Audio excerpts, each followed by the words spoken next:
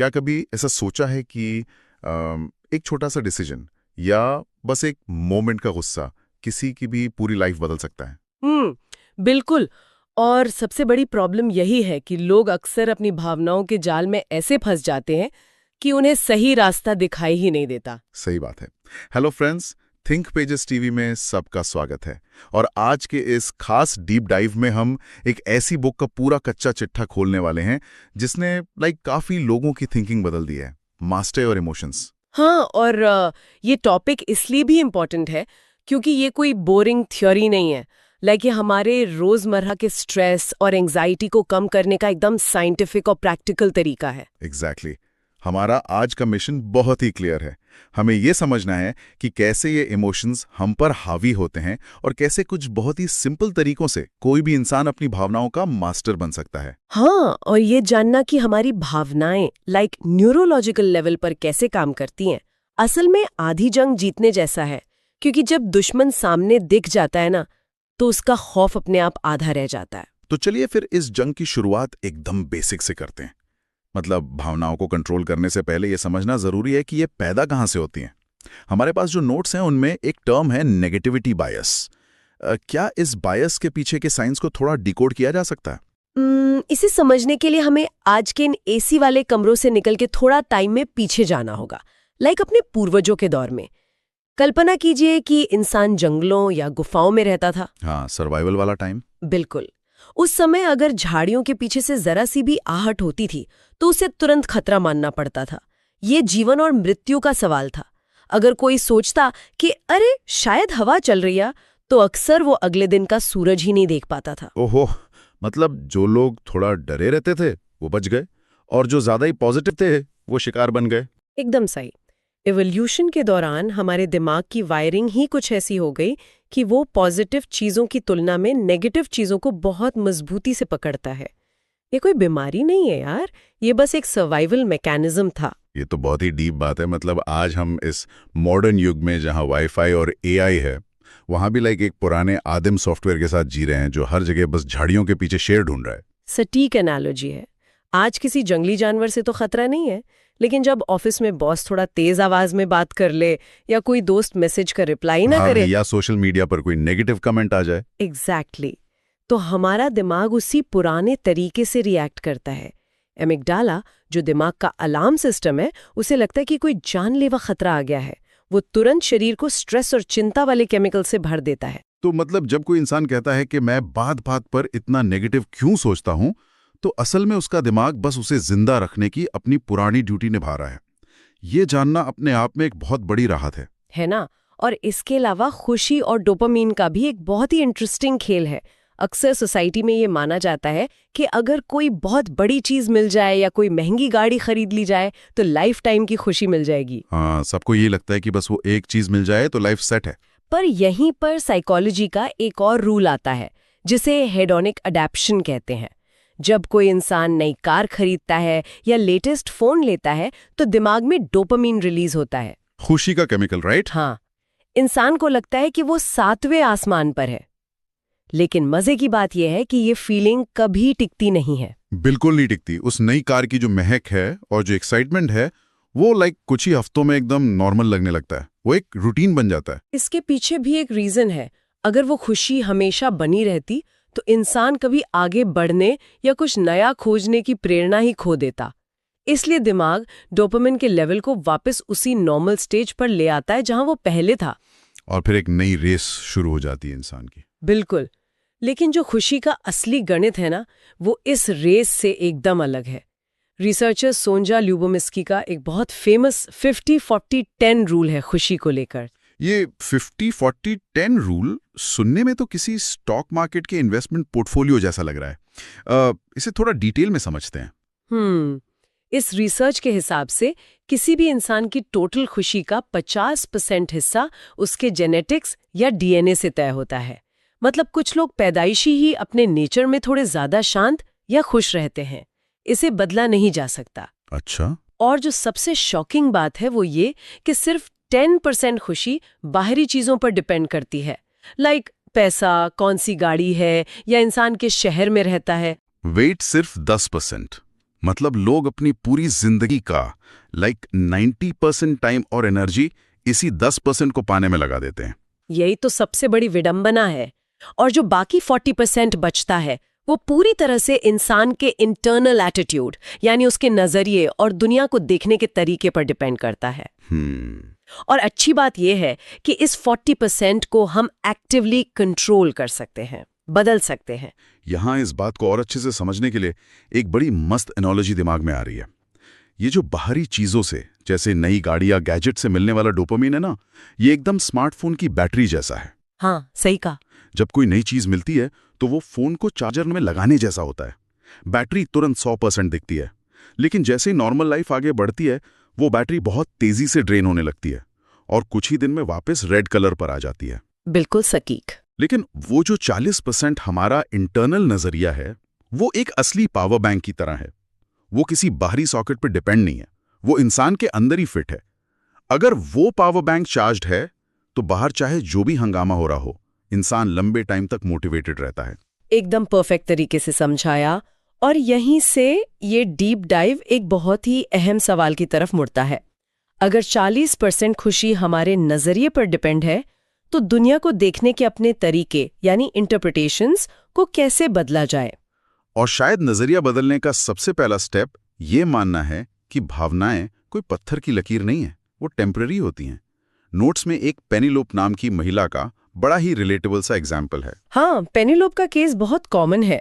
कहानी कुछ ऐसी है कि वो सुबह लेट उठती है, जल्दबाजी में तैयार होती है, ब्रेकफास्ट भी नहीं कर पाती और ट्रैफिक में फंसकर ऑफिस पहुंचती है। इस पूरे टाइम वो भयंकर चिड़चिड़ापन फील कर रही होती है। जनरली ऐसे में लोग दो ही काम करते हैं, या तो वो अपना गुस्सा दूसरों पर निकाल देते हैं या फिर खुद को जबरदस्ती शांत रखने की कोशिश करते हैं, जिससे अंदर ही अंदर घुटन होती है। तो सही तरीका क्या है फिर? पेनीलोप के एग्जाम्पल से जो साइकोलॉजिकल सीख मिलती है वो ये है कि इमोशंस की अस्थिरता को पहचानो। भावनाएं असल में आसमान से गुजरने वाले बादलों की तरह हैं। वो आते हैं, छा जाते हैं और फिर हवा के साथ निकल जाते हैं। वो परमानेंट नहीं है। बिल्कुल।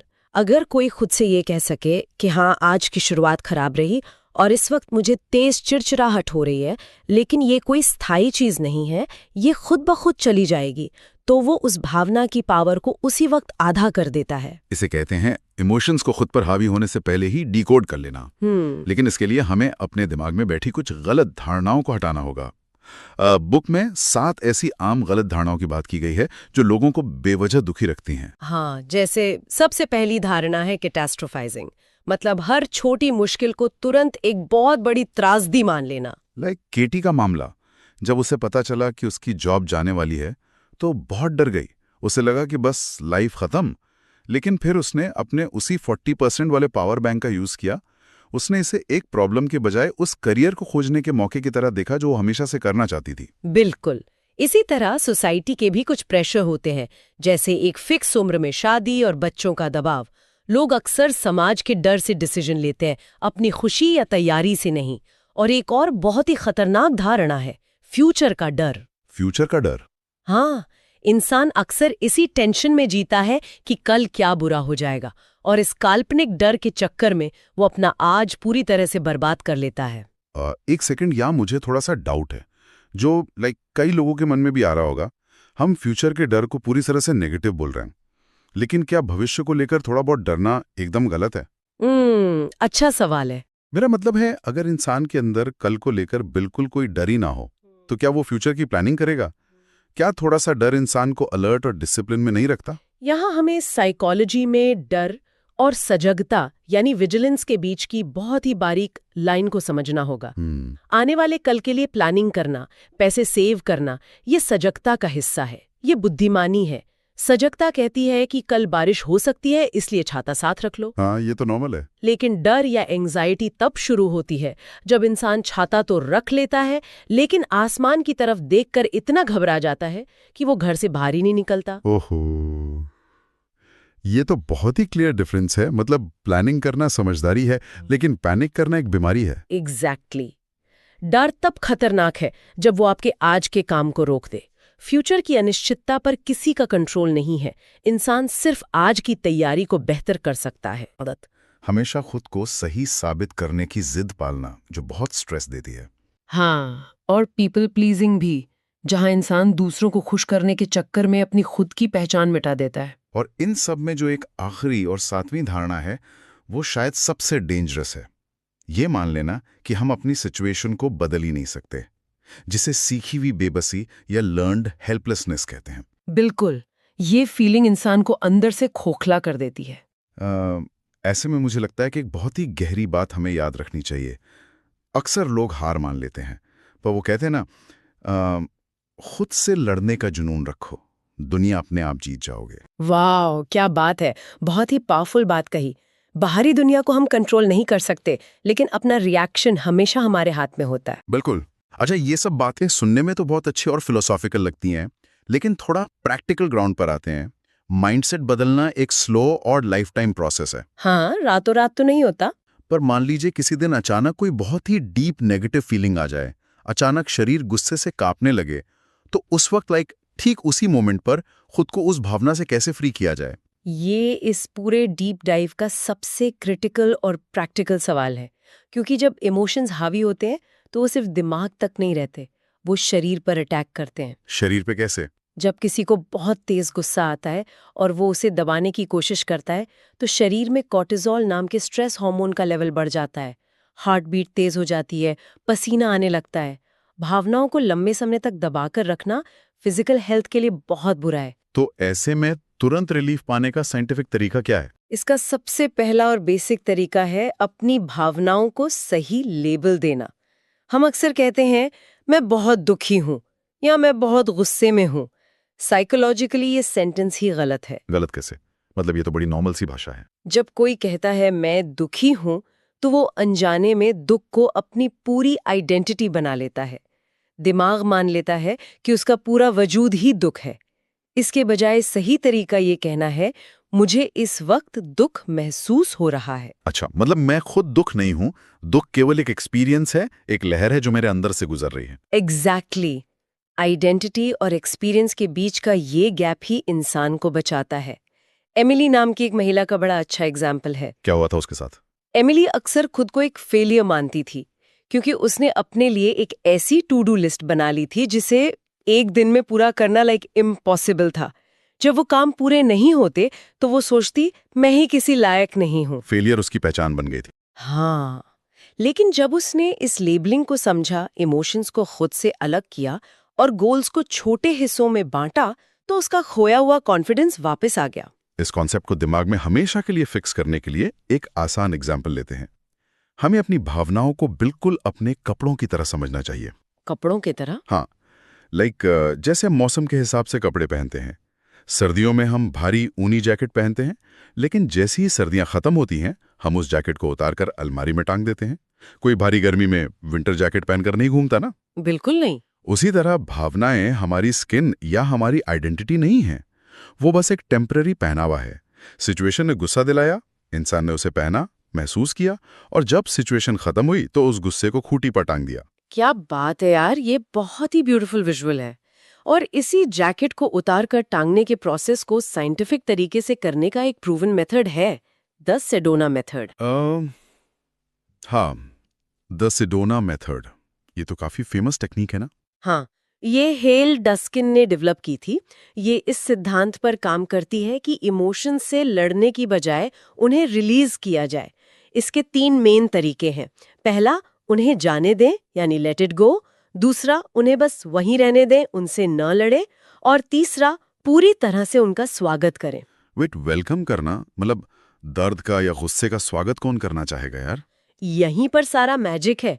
जब हम किसी नेगेटिव इमोशन से लड़ते हैं तो हम असल में उसे और ज्यादा एनर्जी दे रहे होते हैं, फ्रिक्शन पैदा होता है। लेकिन जब हम कहते हैं, ठीक है, गुस्सा आ रहा है, आने दो, तो दिमाग का वो सर्वाइवल अलार्म बंद हो जाता है। वो मान लेता है कि कोई खतरा नहीं है। हाँ, और जब आप भावना को होल्ड नहीं करते तो वो खुद ब खुद फिसल जाती है। तो इस सेडोना मेथड को रियल लाइफ में यूज कैसे करें? अगर अभी किसी को बहुत एंजाइटी हो रही है तो वो क्या करे? इसके 5 बहुत ही सिंपल स्टेप्स हैं। पहला कदम, उस फीलिंग पर अपना पूरा फोकस डालें जो इस वक्त हावी है, उसे फील करें। ठीक है। दूसरा कदम, खुद से एक सवाल पूछें, क्या मैं इस भावना को जाने दे सकता हूं, या क्या मैं इसका स्वागत कर सकता हूँ? यहाँ जवाब हाँ या ना कुछ भी हो सकता है। मतलब ना बोलना भी ओके है। बिल्कुल। तीसरा कदम यही है कि खुद को एकदम ऑनेस्ट जवाब दें। अगर जवाब ना है तो भी कोई बात नहीं, ये एक्सेप्टेंस ही आधी जीत है। और चौथा स्टेप? चौथा कदम सबसे इम्पॉर्टेंट है। खुद से पूछें कि कब मैं इसे जाने दूंगा, और इसका जवाब हमेशा होना चाहिए अभी, इसी वक्त। वाह, ये अभी वाला पार्ट बहुत सॉलिड है। और पांचवा कदम है इस पूरे प्रोसेस को तब तक रिपीट करना जब तक वो फीलिंग पूरी तरह से इवैपोरेट ना हो जाए। इस चौथे स्टेप का साइकोलॉजी बड़ा इंटरेस्टिंग है। जब हम पूछते हैं कब, तो हम असल में अपने दिमाग को फ्यूचर या पास्ट से खींचकर सीधे प्रेजेंट मोमेंट में ला पटकते हैं। और प्रेजेंट में, इस एक पल में कोई डर नहीं होता। बिल्कुल सही। हाँ, अब इस डिस्कशन में एक और गहरा ट्विस्ट आता है। हमने इमोशंस को कपड़ों की तरह उतार कर टांगना तो सीख लिया, लेकिन क्या भावनाएं सिर्फ डस्टबिन में डालने के लिए ही होती हैं? क्या उनका कोई पॉजिटिव काम नहीं है? और यहीं से इस डीप डाइव का सबसे मैच्योर हिस्सा शुरू होता है। भावनाएं सिर्फ एक रिएक्शन नहीं है, वो एक बहुत ही सटीक कंपस यानी दिशा बताने वाले यंत्र की तरह भी काम करती हैं। मतलब वो हमें कुछ हिंट देती हैं? हाँ, हमारा सबकॉन्शियस माइंड अक्सर हमारे कॉन्शियस माइंड से ज्यादा जानता है। अगर कोई इंसान लगातार उदास या स्ट्रेस्ड फील कर रहा है तो जरूरी नहीं कि वो सिर्फ ओवरथिंकिंग कर रहा है। शायद ये इस बात का सिग्नल है कि लाइफ में कुछ बेसिक चेंजेस करने की जरूरत है। किसी गलत जॉब में फंसना या किसी टॉक्सिक रिश्ते में होना। एग्जैक्टली। नोट्स में हैरियट की एक स्टोरी है जो इसे बहुत अच्छे से समझाती है। वो लगातार अपने काम और अपने शहर को लेकर एक गहरे स्ट्रेस में जी रही थी। अगर वो सिर्फ सेरोना मेथड यूज करके रोज उस स्ट्रेस को लेट गो करती रहती तो वो कभी प्रॉब्लम की जड़ तक नहीं पहुंच पाती। बिल्कुल।